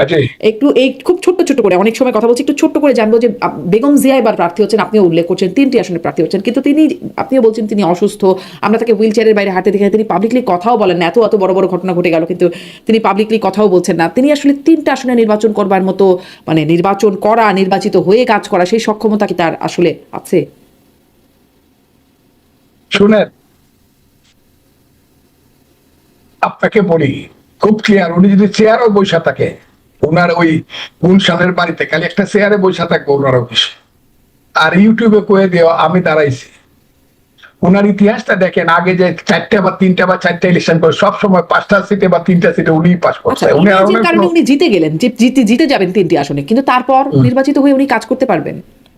সুস্থ হওয়ার পথে আছে উনি, আমার মনে হয় আল্লাহ ওনাকে সুস্থ করবে, এবং উনি সুস্থ হইলে অনেক সমস্যার দলের ভিতরে মানে বেগম জিয়া আছেন, আবার তারেক রহমানও একটা। এটা আমি বলতে পারবো না প্রধানমন্ত্রী কে হবেন, আমি বলতে পারবো না, তবে আমার ধারণা প্রধানমন্ত্রী জনাব তারেক রহমান সাহেব হবে। কারণ রাষ্ট্র চালানোর জন্য যে ধরনের শারীরিক সুস্থতা দরকার অতটা দেশ নেত্রীর হবে না। জি, আপনি তাই। ওনার পরামর্শ থাকবে সব সময়, কিন্তু প্রধানমন্ত্রী আমার ধারণা তারেক রহমান সাহেব। তাহলে আসলে 3টি আসলে মানে নির্বাচন করবার মাহাত্ম কি? কারণ যেই কারণে আসলে যে গণভোট আলোচনায় আসছে, এবং বিএনপি একটা যুক্তি দিচ্ছে যে গণভোট নির্বাচনের দিনে হোক, আগে হলে বাড়তি অনেক খরচ। তো 3টি আসনে নির্বাচন করছেন বেগম জিয়া, তিনি জিতবেন, তারপরে তো তাকে আসনগুলো ছাড়তে হবে, একটি আসনে মাত্র তিনি থাকতে পারবেন, আবার উপনির্বাচন, সে তো আরো অনেক খরচের ব্যাপার আছে সেখানে। আবার তাহলে 3টি আসনে নির্বাচন করার মাহাত্ম কি? আপনি তো অনেক সংস্কৃতিবান মানুষ, আপনি একটা গান সবসময় শুনছেন না, আবার যাবার সময় হলো দাও বিদায়, মুছো আঁখি তোমার হলো দাও বিদায়। জীবনের শেষ ইলেকশনে উনি বিদায়ের বেলায় একটা ইতিহাস সাইকে যাইতেছেন, যে আমি এখানে চেয়ারে বসে থাকলে আমি 3টা ইলেকশন পাস করতে পারি। এই ইতিহাসটা ওনার থেকে যাক, কারণ ওনাকে বড় অত্যাচার করা হচ্ছে। ওনার মতো মানুষকে 10 বছরের জেল না, 5 বছর দিল ডিস্ট্রিক্ট জজ, আর 10 বছর দিল হাইকোর্ট, যেটা কোনোদিনই হয় না। বড় অত্যাচারের হয়েছে, হোক না, অসুবিধা কি, উনি দিয়ে দিবে। ওনার তো যোগ্য নাতনি আছে না, একজন ব্যারিস্টার, একটা সিট দিল নাতনির, অসুবিধা কি, জাইমা রহমানকে দিল একটা সিট। আরেকটা ছেলের বউ আছে, আমি কথাটা আপনাকে দেখাচ্ছি, অথবা উনি যাকে মনে করেন থাকে, তবে আমি মনে করি একটা সিট ওনার নাতনিকে অবশ্যই দেওয়া উচিত। আমার ধারণা এটার জন্য উনি সেটা কি আসলে খুব ফেয়ার হবে? মানে তার অর্জন নিঃসন্দেহে হচ্ছে ইতিহাসে, তিনি এটি আপনি যেভাবে বলছেন যে চেয়ারে বসেও তিনি 3টি আসনে নির্বাচনে জয়ী হন, কিন্তু তারপরে যে উপনির্বাচন, সেটি তো আসলে রাষ্ট্রের খরচে ইতিহাসে নাম লেখানো, এটি খুব যৌক্তিক কিছু হয়? হবে না কেন? প্রয়োজন হলে কাউকে আনলে, যেমন ধরেন 70-এর নির্বাচনে, 73-এর নির্বাচনে বঙ্গবন্ধু 2টা সিটে পাশ করে একটা ছেড়ে দিয়েছে ডক্টর কামাল হোসেনকে, তিনি পরে আইনমন্ত্রী হয়ে সংবিধান লেখছে। ইতিহাস আছে তো, কামাল হোসেনের মতো লোককে একটা সিট ছেড়ে দিচ্ছে, আর তার প্রয়োজন ছিল। মানে ছেড়ে দিলেই উপনির্বাচন হয়। আপনি জানেন কিনা আমি জানি না, ঢাকাতে তখন মাত্র 2টা সিট হয়েছিল, 2টা সিটে বঙ্গবন্ধু দাঁড়াইছিল, একটা সিটে দাঁড়াইছিল ঢাকার খাজা খয়রুদ্দিন, আর একটা সিটে দাঁড়াইছিল বঙ্গবন্ধু, নতুন ঢাকায় দাঁড়াইছিল গোলাম আজম। 2টা সিটেই অন্যদের জামানত বাজেয়াপ্ত হয়েছিল। কাজেই বঙ্গবন্ধু একটা সিট নতুন ঢাকার সিটটা দিয়ে দিছিল পরে কামাল হোসেন সাহেবকে। আপনি জামানত বাজেয়াপ্তর কথা বলার পরে আমার একটু মনে হলো যে আপনারাই অনেক সময় বিশ্লেষণে বলছেন এনসিপি যে নেতারা তারা দাঁড়ালে যারা জামানত বাজেয়াপ্ত হবে তাদের, কিন্তু প্রথম আলোর খবর আজকে বলছে বিএনপির সাথে 20 আসনের সমঝোতা হচ্ছে, 3টি মন্ত্রিত্ব চায় এনসিপি, এরকম সমঝোতা কি হতে পারে? এইটার কত বড় জায়গাটা আমি না, এটা পার্টির নেতৃত্বের সিদ্ধান্ত। আমার আমার এপ্রিহেনশনে কিছু যায় আসে না। তবে আমি যেটা বলবো, ঢাকার সিট একটা দুইটা হোক, এটা কাউকে ছাড়া যাবে না। ঢাকার সিট ছাড়লে বড় বিপদ হবে যদি এমন লোকজনকে ছাড়তে হয় যাদের কোনো রাজনীতির ইতিহাস নাই, তাইলে এটা ভিন্ন জিনিস হয়ে যাবে। আমি এখন আর বলবো না, তবে দল যদি আমার অনুরোধ শুনে আমি দলকে বলবো ঢাকার সিটি এমন কোন লোককে ছাড়েন না যেটা পরবর্তী সময়ে পস্তাইতে হবে, জি, ছাড়া উচিত হবে না। অ্যাডভোকেট ফজলুল তাদেরকে যদি দিতে হয়, দল যদি সিদ্ধান্ত, তাদের যার যার বাড়ি আছে ঘর আছে সেখানে গিয়ে করুক না, যদি দিতে হয়। জি, ঢাকারও কয়েকটি আসন খালি আছে, বিশেষ করে ঢাকা 10 বিশেষ করে আলোচিত, কারণ জিজ্ঞেস করে এমনি মানুষ তো একটা কর্মসূচির অপেক্ষায় ছিল। মানুষ তো আপনার এই কর্মসূচি তো হয়তো 13 তারিখে আমরা অনেককে হারাবো। অবৈধ দখলদার নিউজ বাহিনী যেভাবে ঢাকা শহর ও চারিপাশ ঘিরে রাখছে প্রশাসন দ্বারা, 7,000 প্লাস নাকি পুলিশ মোতায়েন করছে, প্রত্যেকটা জায়গায় কত ব্যাটালিয়ন পুলিশ থাকবে, কারা কারা থাকবে সবকিছু আগে থেকে সেট করেছে। এদের তো ভয়ে কাঁপুনি শুরু হয়ে গেছে। তো মানুষ তো এই কর্মসূচির অপেক্ষায় ছিল, মানুষ তো খুশি। মানুষ জানে যে 13 তারিখ তাদের জেল হইতে পারে, অনেকে মবের শিকার হইতে পারে, অনেকে আহত হইতে পারে, অনেকে নিহত হইতে পারে, মারাও যেতে পারে, শহীদ হইতে পারে। তারপরে কিন্তু মানুষের মধ্যে যে উদ্দীপনা, সাহস, লাগাতার তারা কর্মসূচি পালন করে যাচ্ছে। আর এই কর্মসূচি, এই মানুষের ঢল, এই মানুষের যে সাহস, এই মানুষের যে সাড়া পাচ্ছে বাংলাদেশ আওয়ামী লীগ, এই দেখে আপনার অবৈধ সরকার ভয় পাচ্ছে, যার ভয়ের প্রতিফলন স্বরূপ এই পুলিশ মোতায়েন। এই যে তারা ভয় পাচ্ছে, হ্যাঁ, শুধু পুলিশ না, নানা বাহিনী মোতায়েন করা হবে। আসিফ মোহাম্মদ সজীব ভুঁইয়া নাকি এটা মিলিশিয়া বাহিনী তৈরি করবে, ওই মিলিশিয়া বাহিনীকে নাকি পুলিশের পোশাক পরিয়ে নামাবে হ্যাঁ রাস্তায়। হ্যাঁ হ্যাঁ, এগুলো তো ভয়। মানে আমরা তো সাধারণত একটা লকডাউন, এটা হলো আমাদের ওই যে ছোটকালে যখন পরীক্ষা দিতাম, টেস্ট পরীক্ষা হইতো, তারপর পি টেস্ট, তারপরে হলো ফাইনাল পরীক্ষা হইতো। এখন হলো আমাদের টেস্ট পরীক্ষা আছে, তাই এত ভয়। এরপর তো পি টেস্ট, তারপরে তো ফাইনাল। ফাইনাল পরীক্ষার সময় কি হবে? এই সামান্য একটা লকডাউন কর্মসূচি দিতেছে আমাদের নানক ভাই, বা এটা কর্মসূচি, সকাল সন্ধ্যা একটা কর্মসূচি, তাইতে এত ভয়। এখনো তো আওয়ামী লীগের সেই লাগাতার হত্যা, লগি বৈঠার আন্দোলন দেখে নেই, তখন এদের কি হবে? পলাই কই যাবে? আর সাধারণ মানুষ তো আপনার খুব মানে খুবই প্রস্তুতি নিচ্ছে, এবং যার প্রতিফলন প্রত্যেক দিন মিছিল হচ্ছে জেলায়, বিভিন্ন জেলায়, বিভিন্ন উপজেলায়, ঢাকা শহরে এত প্রশাসনের নিরাপত্তা দিয়ে রাখছে চারপাশ, তারপরে তো ঢাকা শহরে মিছিল একটার পর একটা হয়ে যাচ্ছে, বন্ধ করতে তো পারতেছে না, গ্রেপ্তার হচ্ছে, আর একটা গ্রুপ নামতেছে, আপনার তো প্রোগ্রাম হয়ে যাচ্ছে। গোপালগঞ্জে নাকি অনেক হ্যাঁ। গ্রেপ্তার চলছে গোপালগঞ্জে। হ্যাঁ, গোপালগঞ্জে আপনার ওই মূলত ওই কোনো আন্দোলন হলে তো আমাদের সবসময় গোপালগঞ্জের পরই অত্যাচার, জুলুম, নির্যাতন বেশি হয়। আজ মানে আমার উপজেলা যে কাশিনী, শিকার ভাইটে পাড়া, দেখলাম যে আপনার বিজিবি ওই গোল চত্বরে গাড়ি চেক দিচ্ছে, পরে মুর্শিদপুরে নাকি পুলিশ গাড়ি গাড়ি থামায় অনেক কিছু চেক দিচ্ছে, কিন্তু তারা শো দেখাচ্ছে যে তারা বাইকের কাগজপাতি চেক করতেছে, এগুলো শো। পরে গণহারে দ্বারে পাচ্ছে, গ্রেপ্তার করতেছে 2-3 দিন ধরে। অত্যাচার, জুলুম কারণ তো জানি যে কোনো রকম ভাবে যদি আমাদের একটা দিন যদি গোপালগঞ্জবাসীরা খালি সুযোগ দেয়, 63 জেলা লাগবে না, এই একটা জেলাই পারে ঢাকা শহর নিয়ন্ত্রণ করতে। যা আমাদের যে পরিমাণে এই যে আপনার শুরু হওয়ার আগে আমাদের পর অত্যাচার, জুলুম, নির্যাতন শুরু হয়ে গেছে, আরো আগের থেকে, গ্রেপ্তার তো আরো আগের থেকে করতেছে। কিন্তু আজকে এই যে 10 তারিখের থেকে আজকে শুনলাম নাকি আমাদের যে উপজেলার প্রত্যেকটা জায়গায় নাকি পুলিশ মোতায়েন, রাস্তায় গাড়ি চেক দিচ্ছে, কারা আসতেছে কারা যাচ্ছে। ঢাকায় ওরকম চেকপোস্ট হয়েছে বিভিন্ন জায়গায়। আমরা ভাবতাম যে গোপালগঞ্জে পুলিশ বা প্রশাসনের যাদেরকে পাঠানো হয় তারা অন্তত স্থানীয় মানুষের বিষয়টা ভাবার চেষ্টা করেন, মানুষ কি চিন্তা করে, তারা কোন সাহসে গোপালগঞ্জে মানুষকে এইভাবে টর্চার, নিপীড়ন করেই যাচ্ছে তারা। হ্যাঁ, একদিক দিয়ে এটা তাদের চিন্তা ভাবনার বিষয় ছিল, তাদের তো সবকিছুতে একটা শেষ আছে। আজকে যারা এগুলো করতেছে এদের তো একদিন আপনার কাঠগড়ায় দাঁড়াইতে হবে, এরা তো ছাড় পাবে না। তারপরেও এরা নিরুপায়। আমরা মনে করি তারা এই সরকারের চাকরি করে, এই সরকার যা হুকুম করবে তারা তো শুনতে বাধ্য। তারপরেও তো তাদের উচিত যে কিভাবে তারা অন্যায় অবৈধভাবে একজন মানুষকে হয়রানি করতেছে, নির্যাতন করতেছে, গ্রেফতার করতেছে, তাদেরও চিন্তা ভাবনা করা উচিত। আর আমরা তো আহামরি এমন কোনো অপরাধ বা অন্যায় কাজ করি নাই যার জন্য আমাদের সাথে এগুলো করা হবে। মানে এই সবকিছুই একটা ভয়ের, মানে পতনের আগে বা যে ভয় একজনের মনে ঢুকে যায়, তার ভিতরে যে ভয়টা বাসা বাঁধে, তার প্রতিফলন এটা। মানে এই সরকার যে বেশি দিন টেকবে না, এদের যে পতন সুনিশ্চিত, তার প্রতিফলন আমরা পাচ্ছি, তার সিমটম পাওয়া যাচ্ছে। এদের কথাবার্তার ধরন, এদের ব্যবহার, এদের দেশ চালানোর আকার ইঙ্গিত দেখে বোঝা যাচ্ছে যে এরা ভয় পাচ্ছে, এরা আর বেশি দিন টিকবে না। এরা এখন টিকে আছে আপনার সেনাবাহিনী, পুলিশ, প্রশাসনের জোরে। এদের কিন্তু কোনো জনসমর্থন নাই। এদের যদি কোনো জনসমর্থন থাকতো তাইলে এরাই বলতো যে আওয়ামী লীগের তো লোক নেই, আওয়ামী লীগ মাঠে নামুক, জনগণই দেখবে। তার প্রশাসন নামাইছিস কে তোরা? খালি কয় যে জনগণ দেখবে, জনগণ দেখার কথা কয়ে প্রশাসন নামাই দেয়।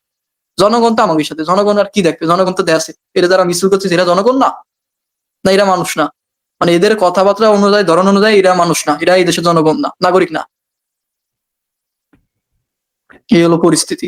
এমনি তো গোপালগঞ্জে এমনি তো বহুদিন ধরে কোনো তরুণ বয়সে যারা কেউ থাকতে পারছে না, পুরুষ নেই গ্রামগুলাতে, গোপালগঞ্জের মা খালারে সমস্ত নিয়ন্ত্রণটা তৈরি করলো গ্রামে, তাই না? হ্যাঁ হ্যাঁ, আপনার বেশিরভাগই মানে গ্রাম পুরুষ শূন্য, সাধারণ, একেবারে সাধারণ লেভেলের মানুষ, তারা কেউ বাসা বাড়িতে থাকতে পারে না। আর দেখা গেল 8 বছরের নিচে যে বাচ্চাগুলো আছে তারা থাকে, বেশিরভাগই লোকজন থাকতে পারতেছে না, তাদের থাকা সম্ভব হচ্ছে না। আমাকে একটু ছবি পাঠিয়েছে একজন, গ্রামের বাচ্চারা গ্রামে হাঁটে আর মিছিল করে। হ্যাঁ হ্যাঁ হ্যাঁ, এই মাদ্রাসাতে যাওয়ার সময় মিছিল করে, স্কুলেতে যাওয়ার সময় মিছিল করে। আমি তো পাহাড়ে যে এলাকায় গেছিলাম, ওই জায়গায় যে বাসায় গেছিলাম, তার বাচ্চা ওই পাহাড়ে আমি যখন উঠতেছিলাম আর পাশে জয় বাংলা জয় বাংলা। ওই পাহাড়ে তারাও কয় আমরা আওয়ামী লীগ। তাদের ধরেন কারেন্ট নাই, তারা এই সরকারের কোনো সুযোগ সুবিধা পায় নাই। তারা একটা দ্বীপের মতন, একটা চারিপাশের নদী, একটা দ্বীপের মতন বসবাস করে, আর পাহাড়ি এলাকা।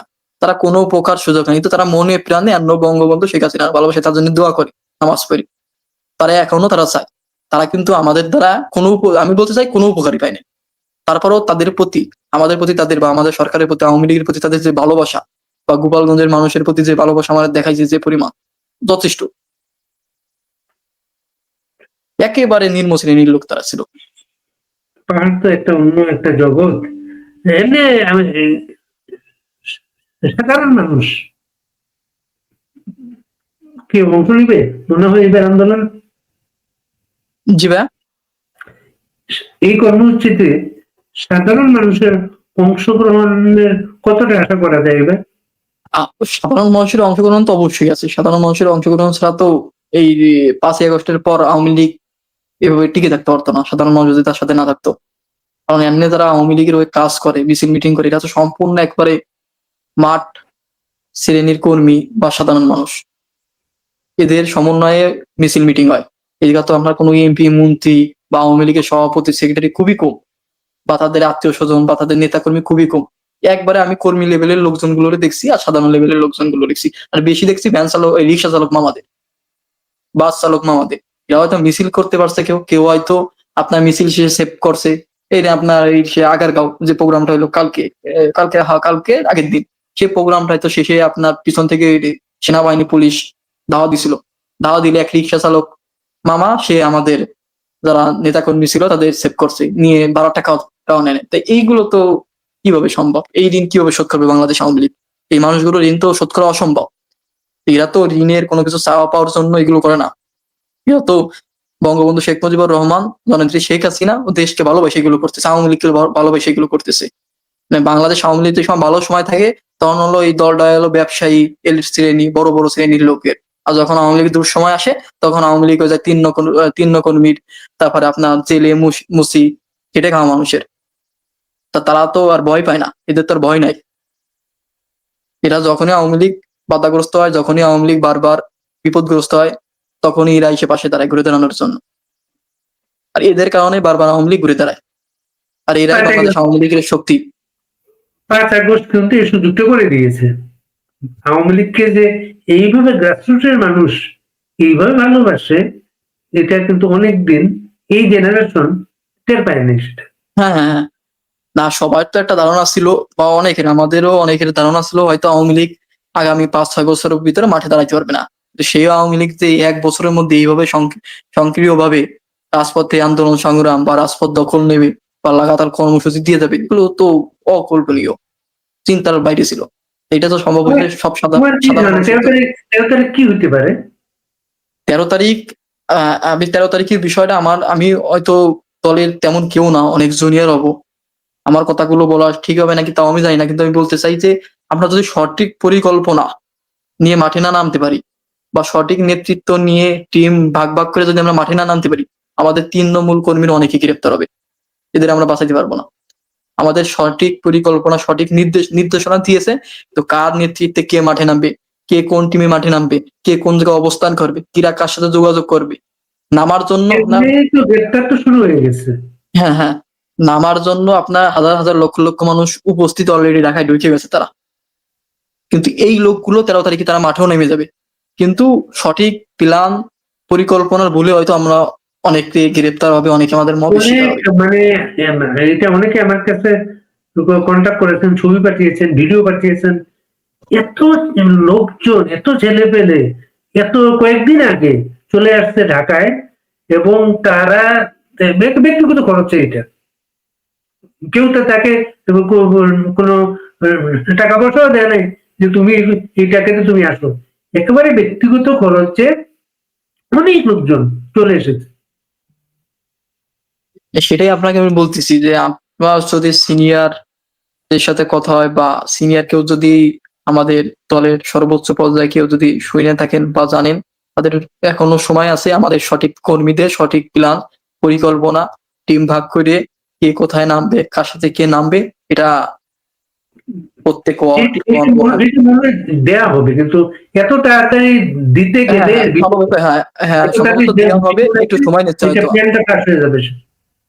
হয়তো একটু সময় নিচ্ছে, এটাই এটা হইতে পারে।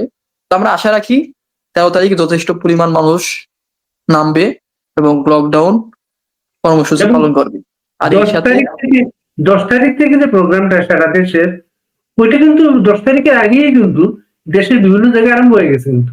হ্যাঁ হ্যাঁ হ্যাঁ, আপনার তো 2 দিন আগে থেকেই 2 দিন ধরেই তো প্রোগ্রাম হচ্ছে, বিভিন্ন জায়গায় মশাল মিছিল হচ্ছে, পরে বিভিন্ন ট্রাইব্যুনালের যে বিচার 13 তারিখে বা যে রায় কার্যকর করবে তার বিরুদ্ধে, ক্যাঙ্গারু কোর্টের বিরুদ্ধে প্রতিবাদী মিছিল, মশাল মিছিল প্রত্যেকটা জেলা উপজেলায়, আমাদের গোপালগঞ্জ আছে, বিভিন্ন জায়গায় হচ্ছে। এগুলো তো আমি আপনাকে বললাম না যে মানুষ তো অপেক্ষায় ছিল যে একটা কর্মসূচির, যে কখন দিবে সেই কর্মসূচি, যখন তারা পেয়ে গেছে তারা তো এটা আপনার হাসি মুখে গ্রহণ করে নিয়েছে। মানে মানুষ যে মৃত্যুকে বা কষ্টকে বা বিপদকে হাসি মুখে গ্রহণ করতে পারে, এটা তার প্রমাণ। কারণ এটা তো আমাদের আবার কিছু বিপদ। ভিডিও দেখলাম, আবার কিছু একটা ফুটেজ দেখলাম ফেসবুকে, কোন কোন এলাকায় পুলিশের সাথে বিএনপির নেতা কর্মীরা রাস্তায় টহল দিচ্ছে।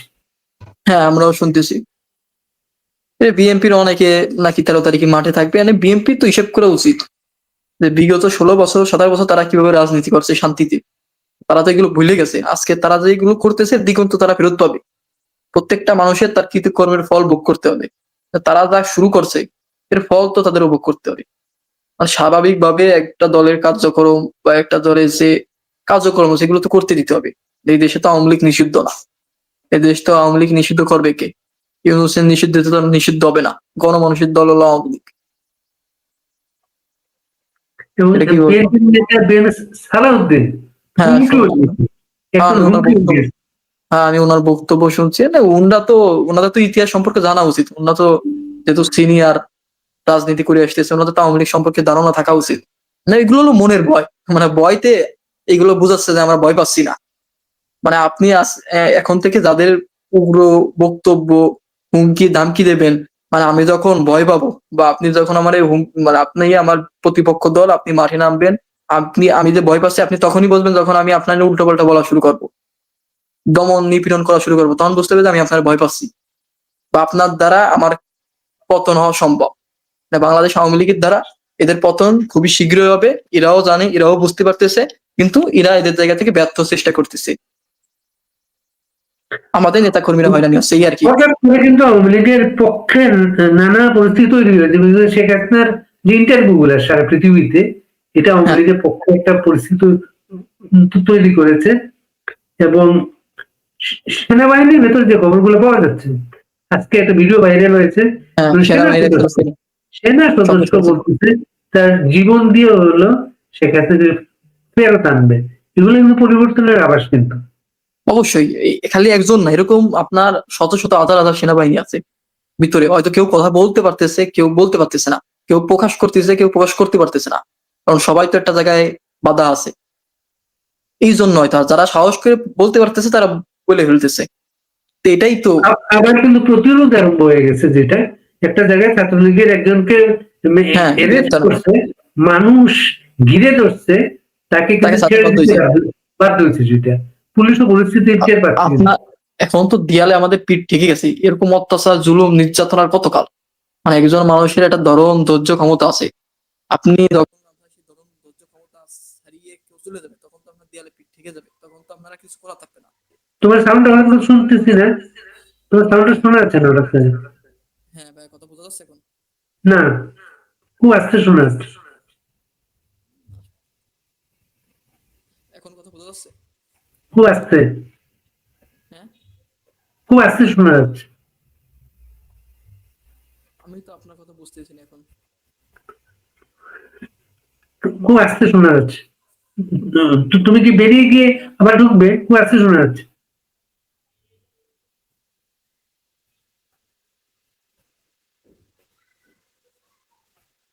আমার কথা শুনতে পারছো তুমি? রানা শিকদার আমাদের প্রিয় একটা মানুষ।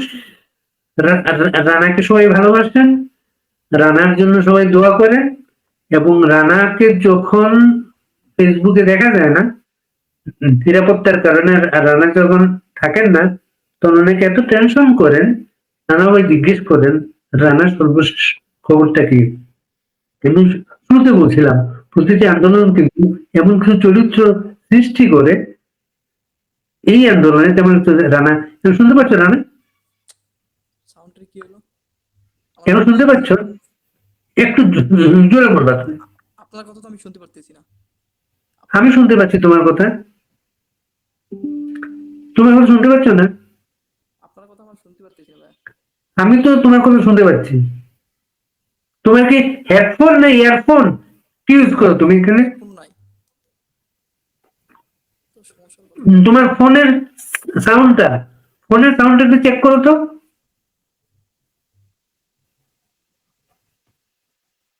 আমি তোমার কথা শুনতেছি। সরি সরি ভাই, ফোন আসতেছিল, ফোন দিছিল তো, ফোনের কারণে হোয়াটসঅ্যাপ ফোন দিচ্ছি তো, এইটাই ফোন সমস্যা। আসলে যে যে সমস্যাটা তৈরি হয়। এখন এই যে আসিফের নাকি বাহিনী নাকি নামবে, আসিফের বাহিনী নাকি পেটুয়া পুলিশের বাহিনী। পোশাক নামবে।